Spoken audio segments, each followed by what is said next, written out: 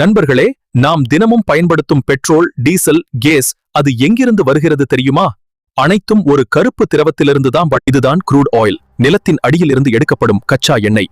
இது பூமியின் ஆழத்தில் இருந்து கிடைக்கும் மிக முக்கியமான இயற்கை எரிபொருள் மற்றும் மூலப்பொருளாகும். இந்த எண்ணெய் நேராக பயன்படுத்த முடியாது, அதனால் இது ரிஃபைனரிக்கு கொண்டு செல்லப்படுகிறது. இது சுத்திகரிக்கப்பட்ட பிறகு எரிபொருளாகவும் மற்ற தேவைகளுக்கும் பயன்படுத்தப்படுகிறது. கச்சா எண்ணெய் அங்கே இந்த எண்ணெய் 400 டிகிரி வரை சூடாக்கப்படுகிறது.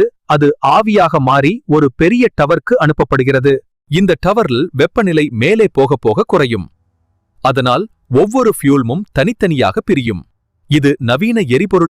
மேல கேஸ், அதற்கு கீழே பெட்ரோல், அதற்கு கீழே டீசல், கீழே ரோட்டார்.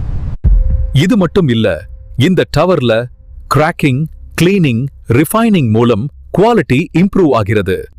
இப்படிதான் ஒரு கருப்பு எண்ணெய் நம்ம வாழ்க்கையை இயக்கும் ஃபியூலாக மாறுகிறது. மறக்காமல் லைக், ஷேர் மற்றும் சப்ஸ்கிரைப் செய்யுங்கள்.